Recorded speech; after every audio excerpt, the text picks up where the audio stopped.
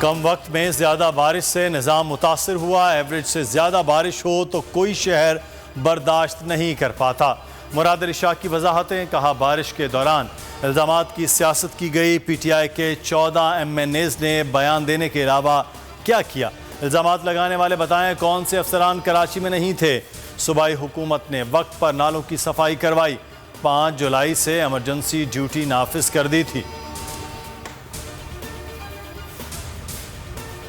کراچی میں کل سے 17 جولائی تک موسلادھار بارشوں کی پیشگوئی۔ محکمہ موسمیات کا کہنا ہے 80 سے 100 ملی میٹر بارش متوقع ہے۔ کراچی، حیدرآباد اور سکھر میں اربن فلڈنگ کا خدشہ۔ سندھ ہائی کورٹ اور سٹی کورٹ میں غلاظت کا ڈھیر۔ بولٹن مارکیٹ سے بھی اب تک پانی نہیں نکالا جا سکا۔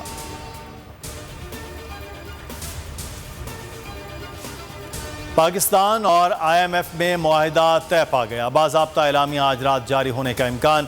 پاکستان کو 1 ارب 20 کروڑ ڈالر کی قسط جاری کی جائے گی۔ عالمی ادارہ قرض پروگرام کو جولائی 2023 تک توسیع دینے کا اعلان کرے گا۔ بڑھائے 100 روپے، کم کیے صرف 10 روپے۔ شہباز حکومت کا نیا سیاسی سٹنٹ۔ پیٹرول کی قیمت میں 10، ڈیزل کی قیمت میں 25 روپے فی لیٹر کمی کا امکان۔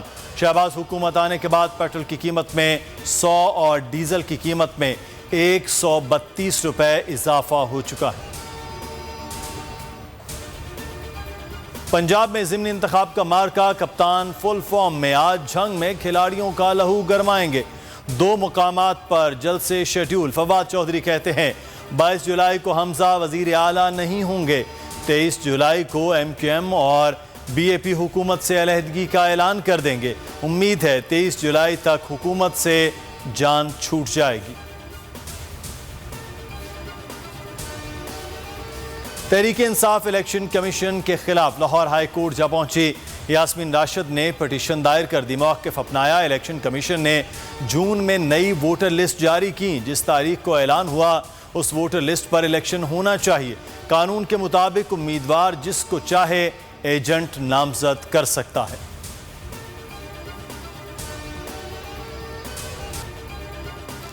بابر غوری کے خلاف ٹھوس شواہد نہیں ملے۔ پولیس نے ایم کیو ایم رہنما کو بے گناہ قرار دے دیا۔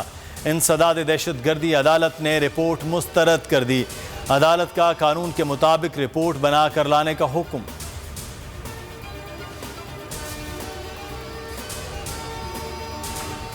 جامع کراچی خودکش حملہ کیس، زخمی ہونے والے عینی شاہد نے ملزم کو شناخت کر لیا۔ کہا ملزم حملے سے پہلے جامع کراچی آیا تھا۔ شناخت پریڈ پر مقامی عدالت میں سیکیورٹی کے غیر معمولی انتظامات۔